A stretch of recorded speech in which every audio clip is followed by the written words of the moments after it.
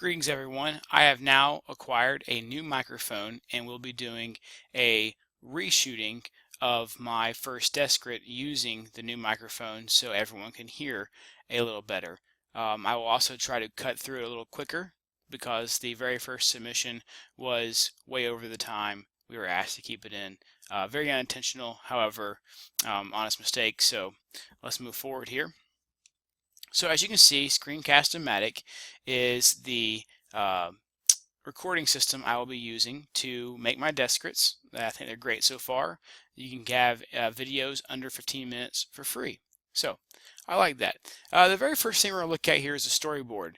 As you can see, I used a very basic PowerPoint presentation to get this done. I would have loved to have used a big white piece of paper and tape them on an office and make it look very professional. Unfortunately, I'm on the road with a lot of conferences for my education right now, so I have to use what I have. So we're going to start looking at the first title here. Jared Shirley, Study of the Acts of the Apostles, and it's a website. I have not named the website yet or the project. I'm hoping that will come along the way at some point. Dr. Reber was very kind and allowed me to use some notes that I took during the Lent season this year. I did a 40-day study of the Bible and happened to read through the book of Acts, and it was very inspirational to me. I'm very passionate about it, so I wanted to use the book of Acts as my inspiration for this design. There are 28 or so chapters, so I know that for a fact we'll have at least 28 pages, more likely to have closer to 45 or so though during this design.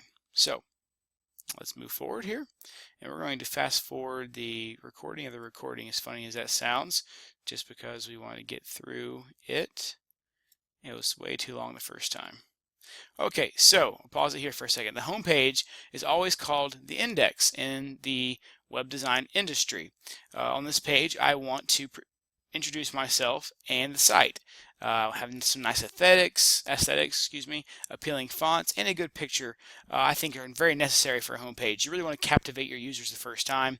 I will be coding this from hand. I'll be doing HTML from memory that I learned through thenewboston.com, and I'll show you those guys in a second.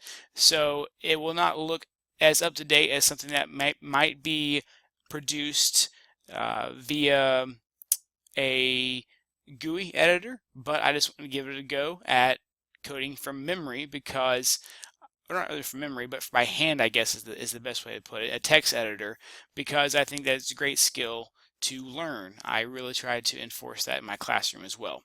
Okay, so let's drag it here until the next thing comes up. So, site growth. The root of the site will give way to pages linking to the pages representing the chapters and notes. What that means is that the actual theme of the site and each page that I base it from should give ideas to link to external links, also known as absolute links, along the way, so users can have the option to do a better in-depth study if they so choose to do so. Okay, let's press play here and go back a slide. I accidentally skipped. Okay, so the root of the site will begin with a page for each chapter. Each page will include my notes and the text from the chapter with graphical representations to help the user better understand. All right, let's fast forward here and get on to the New Boston. So as you can see on the left-hand side here, I am going over the disciplines the New Boston offers to teach people. It is a mobile learning site where this guy named Bucky dropped out of college, and he was like, you know, I think education should be free. And he decided to put all these tutorials in here for different things and find different people to do them that were masters of that discipline. Bucky is the web design master in the program. So these are all his videos. These are the videos that anytime I run into a bump in the road or I have any questions, I will go here to reteach myself, if you will. So this is a learning tool that I have found and that I actually use in my classroom. Okay, let's fast forward here. All right, so I opened up the Notepad++. text editor here, and you can see that I am actually writing this site as we go. And the very first thing that you want to do is save it as a .html file, and you're going to see me do that here in a second on the video. But saving as a .html extension lets your computer know, hey, listen, we're creating a website. This is how we're going to save it. This is how I want it displayed. I want it to come up in a web browser. So as you see, we go to File, Save As, and then it brings up the menu, of course. And we're going to make a new folder inside the University of Georgia folder I have. And there's my master's folder. We're going to click on this class. We'll go to the design project, and we're going to create a new folder. After I debate the name for a second in the old video, you can see that I choose to name it the work in progress folder. Okay.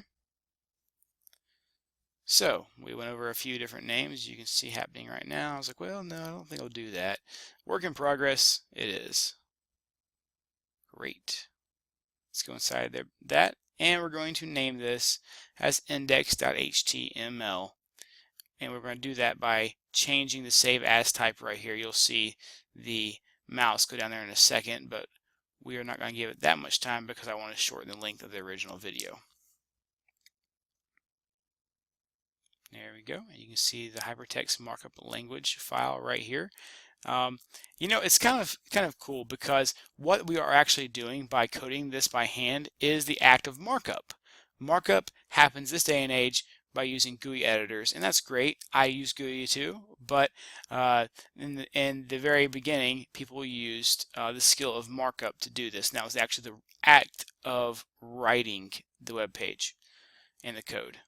So let's fast forward here a bit, and you can see that now I am building the elements by putting in the tags. We have the beginning of a head element. It's still not created though yet because I don't have an ending head element. We got the body and all of that, and then the next HTML element would go in there. Okay.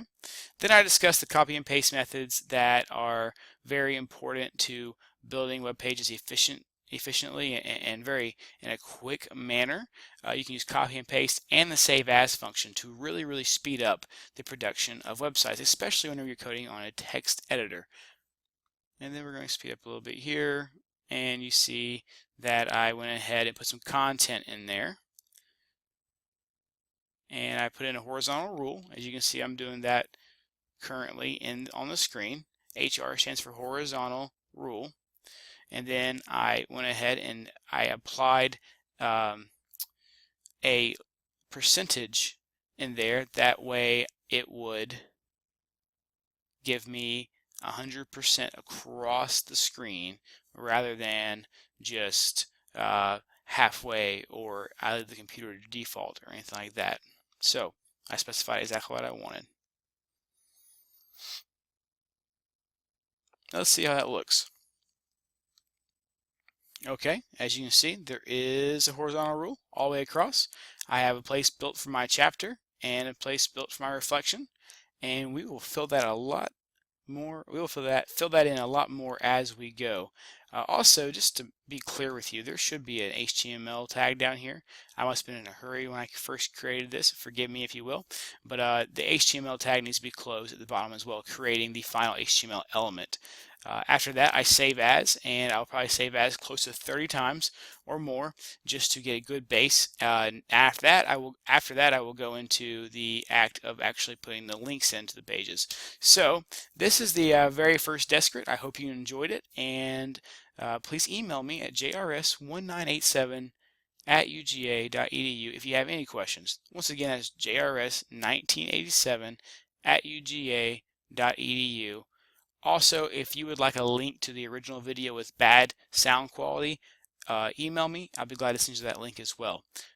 Anyhow, thank you for watching and enjoy the rest of your evening.